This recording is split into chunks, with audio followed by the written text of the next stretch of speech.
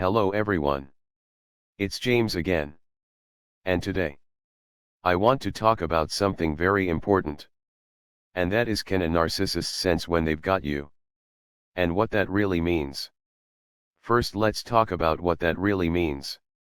When a narcissist feels like they've got you, I believe it happens way before the narcissist do test. Way before then. And what it means to me is when the narcissist believes they've successfully conned you. Or they've got you to believe they are a good person. They believe your guard is down. And you believe at face value everything they are telling you. Think about it like this. You're awake now, right? You know about narcissism, right? You know that feeling when you're in a meeting at work. Or you go out on a first date with someone. Or you have a conversation with someone you are attending a class with. And just by their body language and one word they say, you know it. You know there's something wrong. Your narcissism bells are ringing in your head. Or at least bells that this person is all wrong start ringing. And you feel this weird feeling come over you, letting you know, put the brakes on. Don't get wrapped up in the conversation that you're having with them too deep. Well, the narcissist, I believe, has the same reaction. Though the narcissist is a cold-blooded demon, they do feel certain things, such as excitement and joy when they hurt someone, or con someone successfully. They feel rage when someone injures their ego, though they might not completely show it on the surface. Some might not. And I believe these beings can feel when they've got you, when they really have got you. And I believe it's when they say the most corniest thing to you, and you believe it, and you don't have a defense posture, stance, or response. Let me take you back. I remember taking a walk with Susie the first time. We were holding hands. We barely knew each other. And she was saying all kinds of things that someone wouldn't say to someone they don't know. Talking about plans forever. And falling in love. And always being meant to be. And soulmates. Narcissists love to use that one. And I can clearly remember those words, and that conversation felt good to me. As it did, I'm sure, for you. But now we all know. Normal people don't talk like that. Or say such things to someone they don't know very well. And they can sense your naiveness. They said a handful of corny things. And your eyes were wide and accepting. They noticed no flinching. No questioning in your face and your grip if you're holding hands. And at that moment they know. And yes, they feel. They have you. And it's this, I believe, is part of the narcissist radar some people talk about. That a narcissist can sense someone that is vulnerable a mile away. Now, can narcissists try to reel in a big strong fish or lion? As we've talked about before. Yes, they can. As a challenge, a narcissist will for sure at some point test their luck and try to get someone and con someone they deem to be above average in all areas. But as a rule of thumb, they like to go after sure things first. Those they determine are easy to con. Those that won't put up a hard fight. Those they can have their way with. It's just easy to them. And hard for them to pass up. I can't see a narcissist meeting someone that fits all of the criteria for easy prey. And then pass it up. I just can't see that happening. And I believe their radar works much like predator animals in the wild. They can sense when an animal they deem to be food is not only alone, but they are relaxed and unaware. They can actually sense the animal they are wanting to attack is in a complete relaxed and unaware state. Now think back to when they said all of this too good to be true corny stuff to you when you first met them. And think about your state of mind and being if you can. More than likely you were completely relaxed, taking it all in. Thinking how cool this new person is. Now once you say to yourself, this is the biggest load of crap I've ever heard anyone say. Because trust me, if you did have that feeling wash over you, that what was said to you was fake and corny, trust me, your grip would change while you're holding their hand. Your facial expression would change. Your heart rate and breathing would probably change as well. Because you would be in a completely different mindset. And they would be second guessing themselves. Thinking, I don't know if they believed my lies about how much I like them. They might get uncomfortable when you ask them questions about things they said to you. And that's when sometimes, not always, but sometimes, these creatures will ghost on you. Remember, a narcissist will be trying to reel in as many willing victims as they can. And if you are pulling back at all, even if that's questioning them when they are talking about how much they feel like you are their soulmate and you just met them. Now think about it. If they have 5 people they are talking to, and 2 of the 5 have that very soft glowing look of agreeability, where they are simply just happy to be there, believing everything being told to them, and just by grip and facial expression. And more than that, it's a vibe. And I really think it's our breathing and our relaxation in the situation. They can feel and know they've got this person. Now if they've got 2 out of the 5 people to believe effortlessly what they have to say, what do you think they will do to the other 3 people they are trying to get on their hook? That's right. Discard.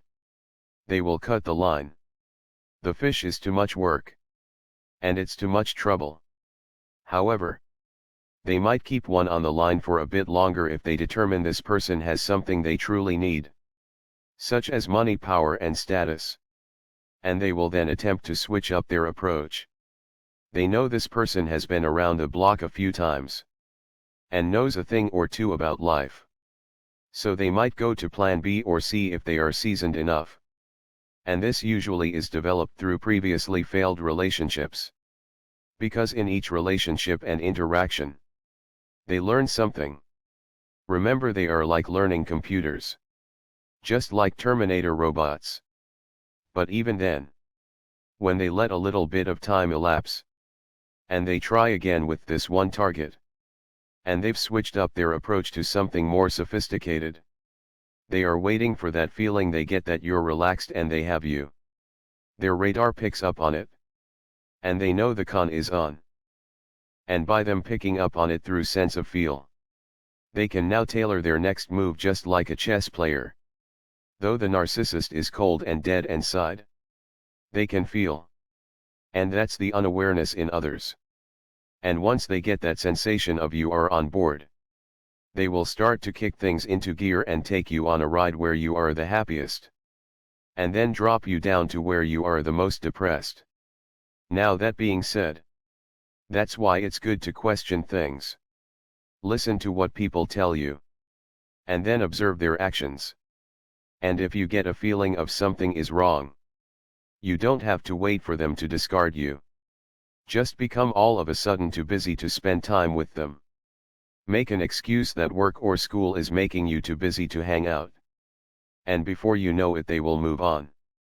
Don't give people like the second, third and fourth chances to stay in your life. Because trust me, at some point, they will find the combination. Because we all have it. Even the most seasoned and wise person. And if they stay around long enough, they might just hit the jackpot and access your combination that will allow you to be in that state where you believe the unbelievable. They get that vibe and feeling as their radar hones in. And before you know it, the con is on. So if something doesn't feel right, it's probably not right. And even if you've known someone for years, don't be afraid to question something they say, or observe something they do, and believe it to be not right. Yes. Even if someone has been in your life for several years. Because narcissists that are in it for the big prize.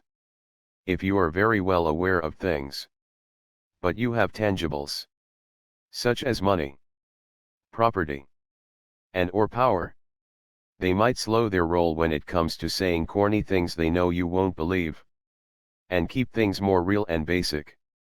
Because they've observed their last victim being real and basic. So they know what it looks like. And they might keep it up for a long time. And then several years later, they say or do something that doesn't make sense. And because of time spent, you don't question them. And you have this vibe around you that you're taking it all in, letting it wash over you like a hot bath. And before you know it, they've got you. They know they've got you. It's these key moments when they know the hook is in deep. And their plan is actually working. That's why you must. And I repeat. You must not let time you've spent with someone dictate how you see right and wrong. You can have a fun time with someone. And enjoy their company. And question them on things you are unsure of. And you are well within your rights to go back and think about such things. And have a conversation with yourself as to why you are really spending time with such a person. What your motives are. Do they just make you feel good? What is your deal? And is it all worth it? Look. People come and people go. And these demons have been deceiving people for generations. They are good at it. So good they can sense when you can't sense danger. That's it. I was just looking for the wording. And that is indeed it. These demons can sense. When you can't sense danger. And when they know you can't sense the danger of what is right in front of you. That's when they know. The con is on. It's time to make the plan a reality. And before you know it, they rope you into all kinds of things. And then after it's all over, you sit back and think. I remember when they said and did this or that. Wow.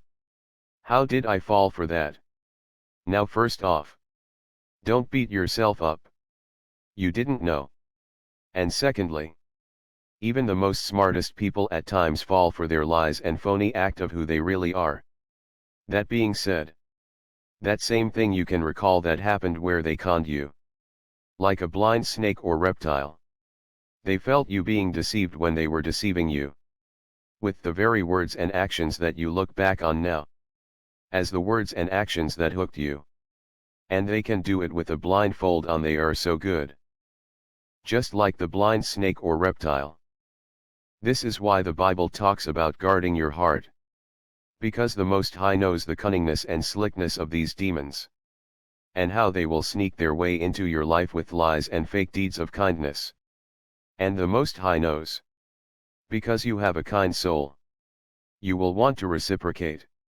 Even when it's not necessary. Remember this. Who you are is very, very special. The Most High God created you. And because of this, let people earn their way into your life. No, not with gifts or money. But with never-ending consistency. When you see they are the same person time after time after time. Is it okay to share your heart? Yes. But while you are sharing it, should you still guard it? Yes, because the Most High commands this. Just because you are sharing your heart doesn't mean you are dropping the shield and allowing arrows to pierce it. Because even if the person in your life is good, they can possibly be deceived and lead you down a bad path. A path the Most High God doesn't want you to go down. Well, that's all I have for now. Thank you to all of you for subscribing. I'm working hard at my goal at getting this information to as many people as I can out there. So I thank you for your support. I thank you for sharing and subscribing. Also, if you haven't clicked the little bell down below, please do so. Because it will let you know. Each and every time I upload a new video. And like. Please don't forget to like. Many YouTubers talk about this for good reason. Because by doing so, it pushes your favorite content to the forefront of YouTube. Now here's what I want you to understand. There are many YouTubers out there that got a lot of subscribers fast when YouTube first began. And channels like mine and a few others. We kind of got left behind. Most of the channels that were doing well were comedy. Or skits.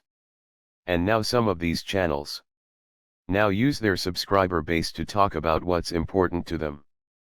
That being said, I now see narcissistic abuse and awareness channels. growing more than ever. But there's still a lot of work to be done. To get to the level we need to be at to present this message to more people that need to hear it. And that's where sharing and hitting that like button come into play. If there is a video with 5,000 likes on it, I will tell you it will get YouTube's attention. So like all the videos that you enjoy.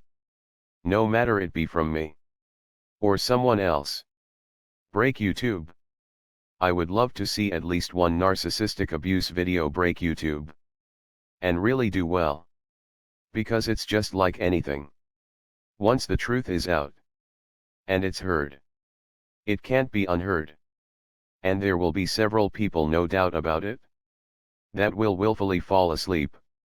And hey, you can't do anything about that. But there are many that will watch one video, and another, and a video from another creator, and another and another.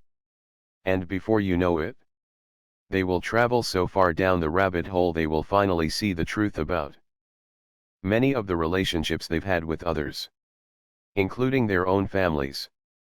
And the only way that will happen is when you see all of the channels you like with 100,000, 200,000, 500,000, and 700,000 subscribers. And on and on. There's so many talented people, both men and women, out there spreading the word about their experiences. And what these demons are really like. It's waking people up. And many people as a result are cutting a lot of bad people out of their life. And that's a good thing. That's a real good thing. So you are a part of this fight. And it truly is a fight. It's a fight for your soul. Because the devil sends his demons in your life to drag you down and take you down to hell with them, because they know their time is short. And that's why we must keep eating from the tree of life. We must keep on praying for wisdom and strength.